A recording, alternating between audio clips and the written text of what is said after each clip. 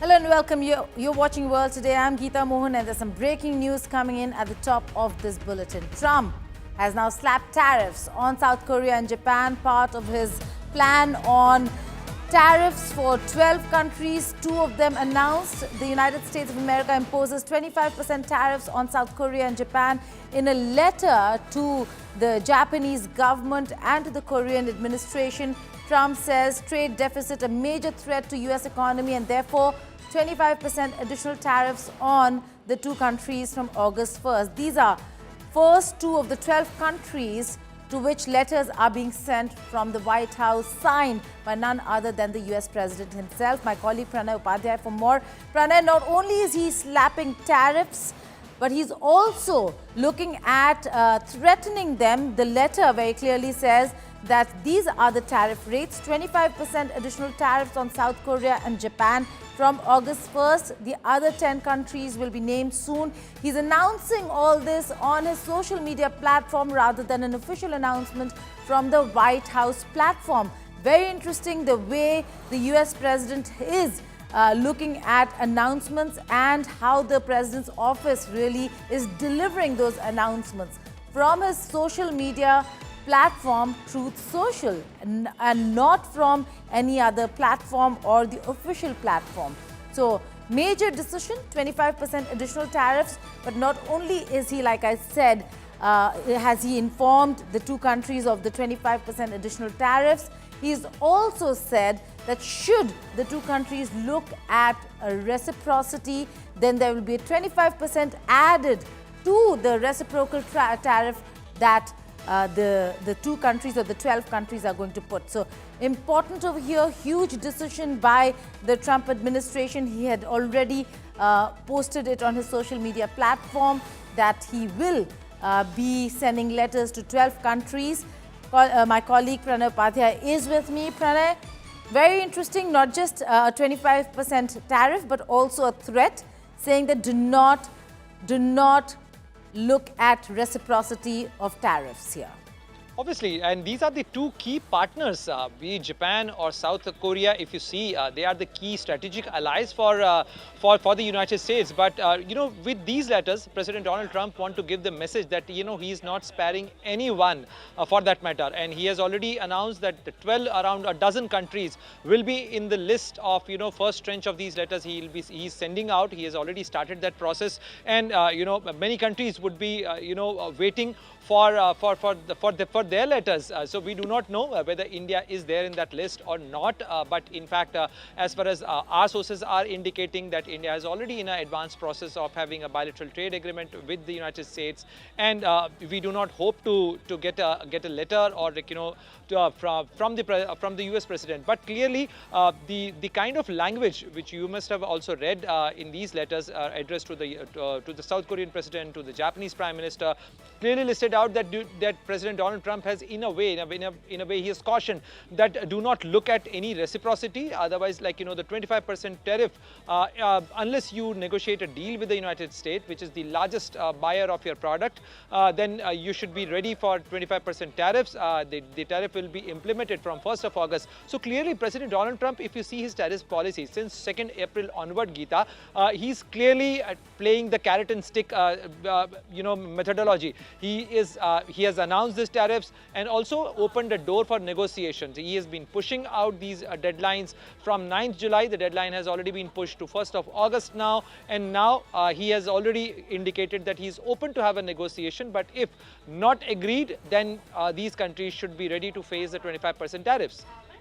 Right. Pushing the date also could do with the fact that there are certain countries with which the US is having important trade conversations, which includes India, and India might not be a part of these 12 countries. Having said that, there is a deficit that we recognize and we see when it comes to the United States of America. But is this the way to look at and take care of the imbalance in trade between US and other countries? Pranay, stay on with us. Now, as BRICS nations gathered in Rio de Janeiro for the 17th BRICS summit, US President Donald Trump threatened nations with additional 10% tariff as well if they supported anti-American policies in the BRICS bloc. Take a look at this report.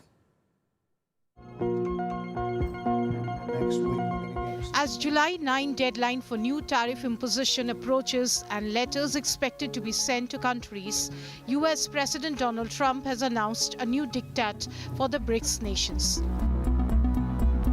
Trump has threatened new tariffs on any nation supporting anti-American policies of the BRICS group. In his Truth Social post, Trump said the US would impose an additional 10% tariff on any country aligning themselves with the anti-American policies of BRICS, with no exceptions. But he did not refer to any anti-American policy in his post.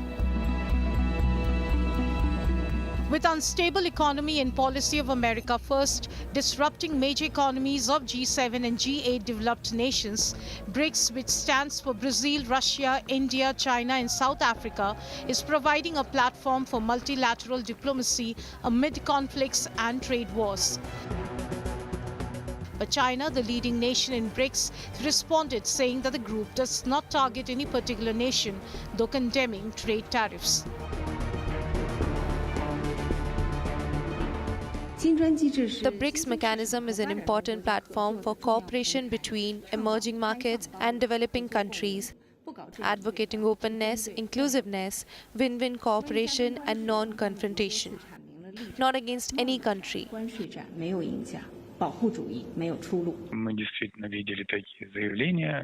We have indeed seen such statements by President Trump, but it is very important to note here that the uniqueness of a group like BRICS is that it is a group of countries that share common approaches and a common worldview on how to cooperate based on their own interest. And this cooperation within BRICS has never been and will never be directed against any third country. The threat to American economy from BRICS is the growing demand for de-dollarization. An idea was floated to create a common currency for trade between each other, thereby reducing the dependency on dollars. Brazil, the host of the 17th BRICS summit, proposed the idea whereby countries should not be forced to trade in US dollars. Russian President Vladimir Putin seconded President Lula's idea. We all see that the world is undergoing fundamental changes. The unipolar system of international relations serving the interest of the so-called golden billion is becoming a thing of the past. It seems that the creation of an independent settlement and depository system on the BRICS platform will make currency transactions faster, more efficient and safer. However, India has been dismissing the claims of de-dollarization or introduction of any new currency within BRICS. I don't think there's any policy on our part to replace the dollar. As I said, at the end of the day, the dollar as the reserve currency is the source of international economic stability. The suggestion or the assumption that somewhere there's a united BRICS position against the dollar, I think is not borne out by facts. The original BRICS group had first met in 2009. The bloc later added South Africa and last year included Egypt, Ethiopia, Indonesia, Iran and the United Arab Emirates as members. Mahashweta Lala, Bureau Report, India Today. Well, Pranit, the serious threat that Trump is looking at the BRICS from is to do with de-dollarization. Despite the fact that India has said that there is no de-dollarization, it seems like right now he's thinking of BRICS bloc as an anti-America bloc. Geeta, the United States has always been very critical about the BRICS as a grouping, and we have seen in the past the previous US president has also commented on the BRICS, but especially the President Donald Trump is quite vocal about his criticism. Even in the past, he has said that BRICS is a non-entity, nobody cares about the BRICS, and he has already threatened in the past as well about the possible de-dollarization or any idea to de-dollarize or replace dollar as the global currency of trade.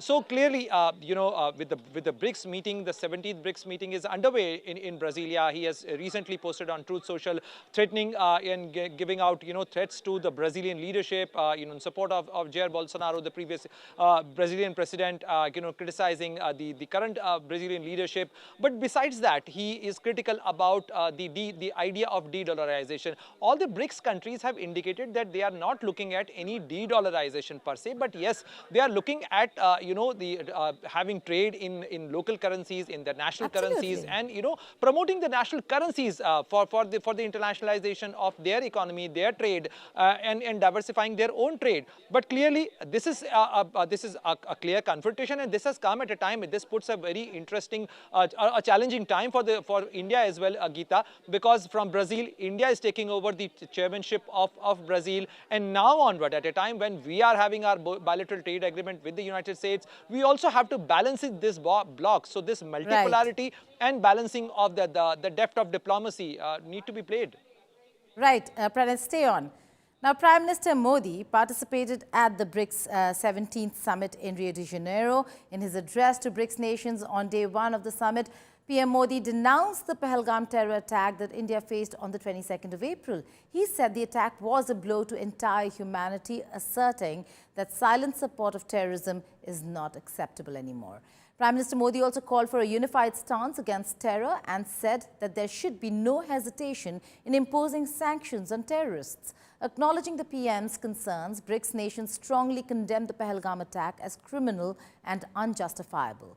BRICS condemned Pak terror in presence of China, although without naming any one nation. The term they used was cross-border terrorism. The summit declared that those involved must be held accountable and that zero tolerance on terrorism must be ensured. Prime Minister Modi also continued his Global South outreach and said that two-thirds of humanity has not been adequately represented in global institutions. He added that the Global South has not been given a place at the decision-making table, and this is not just a question of representation, but also a question of credibility and effectiveness.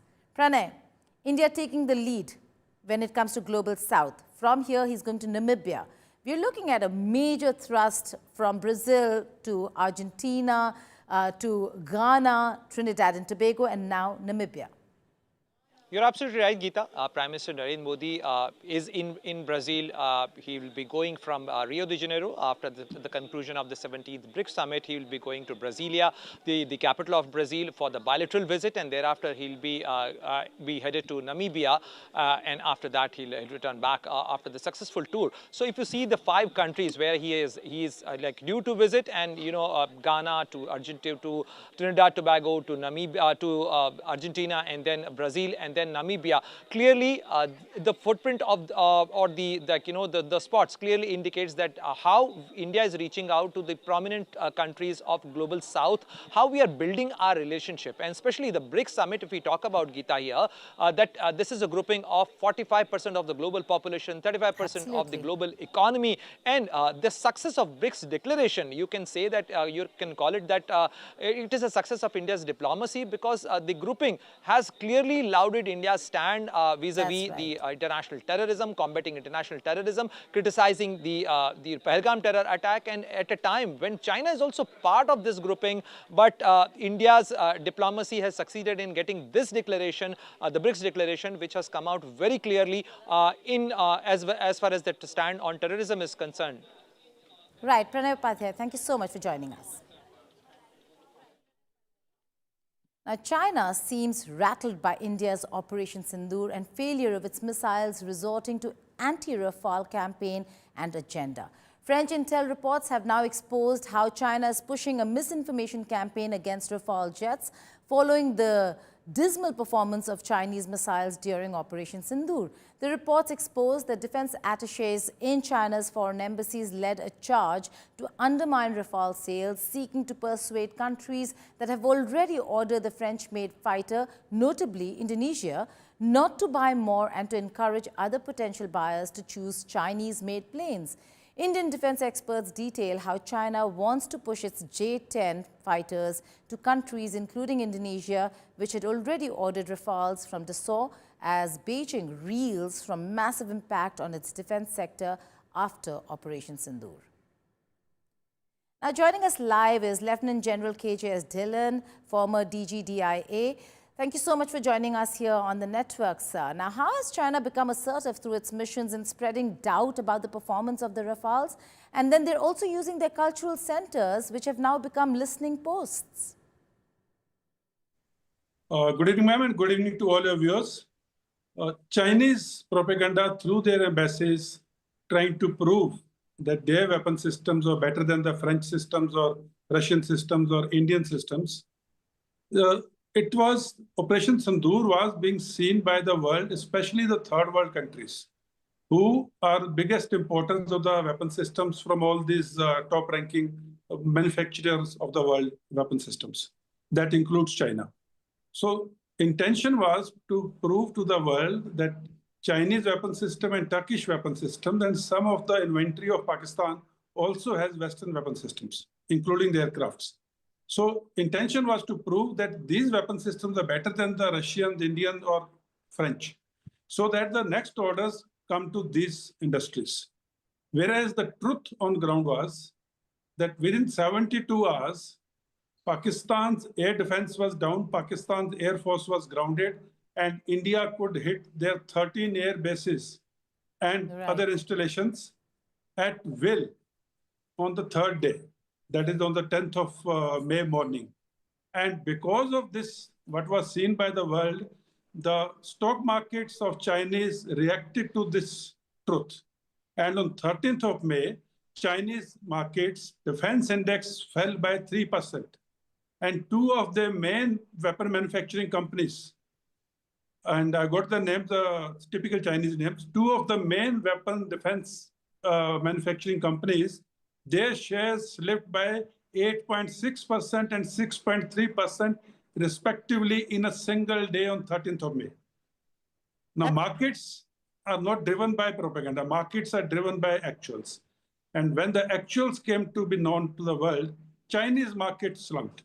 So it was a real life trials going on of the Chinese aircrafts, Chinese radars, Chinese missiles vis-a-vis Indian air defense system, the Indian joint venture systems like BrahMos, and Russian systems like S-400, and French systems, say, Rafales. So this propaganda is basically to keep their weapons market and clients intact, which I think is known to the whole world by now.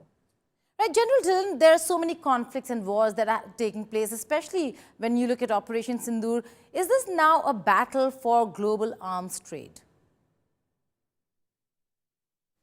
Absolutely, ma'am. In this particular conflict, this was the first conflict in the history where two nuclear powers were involved in war fighting with each other. Never before this, the two nuclear powers have ever come to this type of a situation. And this was also the first time in the history that a nuclear power was downed within 72 hours. Their air defense was down, their air force was down, and their defensive mechanism was down, and Indian weapon systems and Indian projectiles could hit all their essential strategic assets, airfields and others, at will. And it was accepted by none other than, or no less than, the Prime Minister of Pakistan, when he told that the Chief of Army Staff called him in the night and told him the Noor Khan Air Base, which is one of the strategic assets next to a strategic division, that has been hit. And our DGs of air operations, the army military operations, the naval operations, in the media briefings have shown the videos and the satellite imageries and the weapon-mounted camera imageries to prove that all the weapon systems we fired, nothing could be intercepted by Chinese radars or Chinese air defense system or Turkish air defense systems, which Pakistan was using. Whereas all our weapon systems hit the intended target on 10th morning, none of the projectiles, including Chinese missiles and Chinese aircrafts, could hit any of our military installations over the 3 days which they were trying. So Indian air defense system, Russian and French, as I said, they proved far more superior than the Chinese and Turkish. But the Western media had a narrative to sell that Indian weapon systems or the Russian or French weapon systems were not good enough because they were looking at long-term defense sales market. So for that reason, they have even used their embassies to spread this false narrative that Chinese weapon systems were better.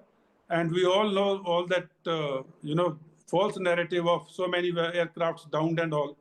In the end, on the 4th day of the battle, Pakistan was down to their knees, and that is when at exactly 3:35 p.m., their DGMO picked up the phone, called up our DGMO, and asked for cessation of hostilities.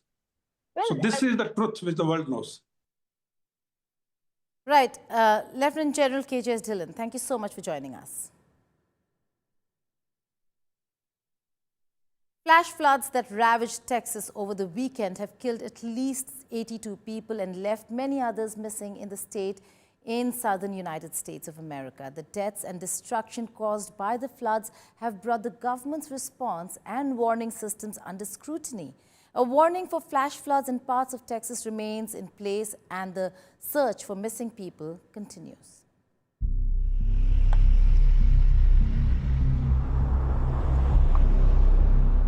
Death, destruction and devastation. This is the grim reality facing central Texas. At least dozens have died, with many still missing after devastating flash floods wreaked havoc in Texas. The relentless floodwaters stranded families at campsites, submerged homes and swept vehicles away in their path. Kerr County was the hardest hit among the 20 affected counties in the region. Volunteers and residents continued tireless search efforts across 12 counties, determined to find those still missing. I've driven down from Hunt, and it's the most horrific. As soon as we saw how horrible it was, we kind of knew there weren't going to be survivors. It's just been difficult. It's really hard to go through the river and trying to find anything. The guys have fallen here and there. We're using backhoe to maybe shake up the trees, see if anybody's stuck up there, but it's been very difficult. Eyewitnesses and survivors described the chaos and heartbreak as the deadly floodwaters rose swiftly, claiming lives and ripping apart communities. The hardest part was there was a little boy who started floating downstream, and he was screaming, asking for help, but there just wasn't anything anybody could do at that point. This is my parents' house. They're in their 80s. 11 o'clock at night, they started having the water rise and come into their house, so they were able to escape up the hill. And they got word of their neighbor being stuck in her attic, so they went over and rendered aid and got her out. She's 92 years old. Then they were able to reach their tool shed up higher ground, and neighbors throughout the early morning began to show up at their tool shed, and they all rode it out together. The most devastating impacts of the flooding were felt at Camp Mystic, a popular summer camp for youngsters. Many of the victims were children and staff affiliated with summer programs across the region. Meanwhile, officials released videos showing Texas military forces evacuating a group of campers using a truck around the town of Hunt. As floods continue to wreak havoc, serious questions are emerging. Could recent job cuts in key federal agencies have contributed to the scale of the disaster? Are you investigating whether some of the cuts to the federal government left key vacancies at the National Weather Service or in the emergency coordination? No. They did not. US President Trump, on the other hand, called the floods catastrophic while blaming the previous government. They did. I'll tell you, if you look at that what a situation that all is, and that was really the Biden setup. That was not our setup, but I wouldn't blame Biden for it either. I would just say this is a 100-year catastrophe, and it's just so horrible to watch. As investigations into the cause and response unfold, authorities continue to assess the full extent of the damage, and efforts are ongoing to locate missing individuals. Aid is being rushed to the communities hardest hit by one of the deadliest floods Texas has seen in decades. With Neha Kumari, Bureau Report, India Today.